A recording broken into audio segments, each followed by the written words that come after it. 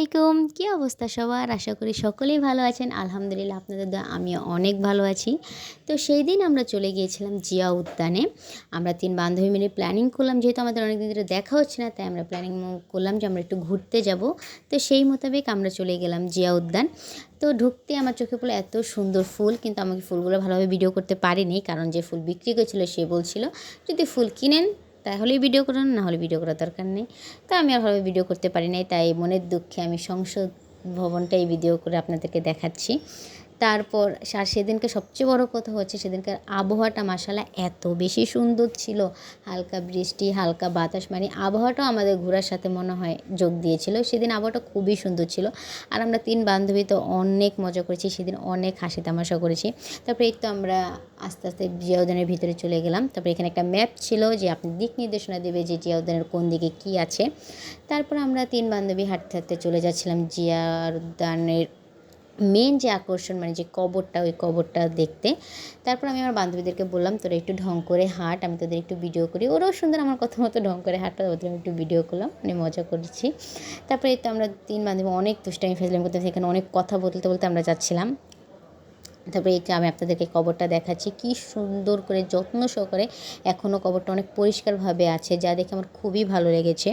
তারপরে এই তো কি আমি আপনাদেরকে দেখাচ্ছি আবারও যে আকাশটা কত সুন্দর লাগছিল সেদিন, মাশাআল্লাহ মাশাআল্লাহ এত সুন্দর লাগছিল। আর এখানে দেওয়ালে অনেক কিছু লেখা ছিল। তারপর আমরা কবরটা দেখে আবার বাইরে চলে যাচ্ছি, কারণ আমাদের বাসায় যেতে হবে, যেহেতু আমরা 3টা মেয়ে একাই গেছি, তো রাত করলে চলবে না। তারপর আমি বের হয়ে একটা লেমন সোডা খেলাম। লেমন সোডাটা খুবই বাজে ছিল, আসলে মজা ছিল না, অনেক বাজে ছিল লেমন সোডাটা। আমি খেয়ে আমার বান্ধবীদেরকে বলছিলাম আমি হয়তো মাতাল হয়ে গেছি, মানে অনেক দুষ্টামি ফেজলামি করছি।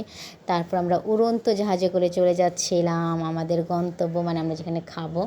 উড়ন্ত জাহাজ না, হেলিকপ্টার বলতে হবে এটা, কারণ তারা মনে করে এখন তাদের এটা হেলিকপ্টার ছাড়া অন্য কিছুই না। তারা আমাদেরকে উড়িয়ে উড়িয়ে নিয়ে যাচ্ছিলো আমাদের গন্তব্যে। তারপর আমার বান্ধবী বললো চল আমরা উড়ন্ত হেলিকপ্টারে আমাদের কিছু ভিডিও ক্লিপ করি। তারপরে তো আমরা উড়ন্ত হেলিকপ্টারে বসে আমাদের হাতের ভিডিও ক্লিপ নিচ্ছিলাম। তারপরে এই তো আপনাদের দেখতেই পাচ্ছেন আমাদের আশেপাশে কিন্তু অনেক গাড়ি ছিল, কিন্তু আমরা কিন্তু যাচ্ছিলাম উড়ন্ত হেলিকপ্টারে। উড়ন্ত হেলিকপ্টার দিয়ে উড়তে উড়তে চলে এসেছি আমাদের গন্তব্যে। আপনারা দেখতেই পাচ্ছেন যে আশেপাশে শুধু ফুল আর ফুল, মানে খুবই সুন্দর ছিল পরিবেশটা। আমরা একটা রেস্টুরেন্টে এসেছিলাম, মানে তাদের ডেকোরেশনটা অনেক বেশি মনোমুগ্ধকর ছিল, আপনার কাছে খুবই ভালো লাগবে সেখানে গেলে।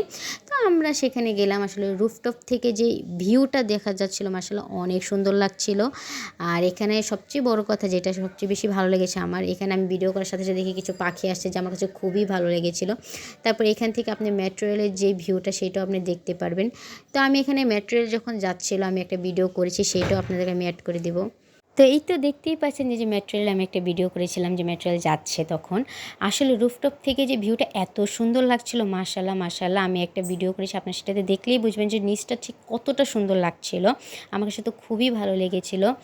আর আজকের মতো এখানেই বিদায় নিচ্ছি। আমার ভিডিও যদি আপনাদের ভালো লেগে থাকে তাহলে অবশ্যই আমার পেজটাকে ফলো দিয়ে আমার ভিডিওতে একটা লাইক এবং শেয়ার এবং কমেন্ট করবেন এবং আমার পাশে থাকবেন।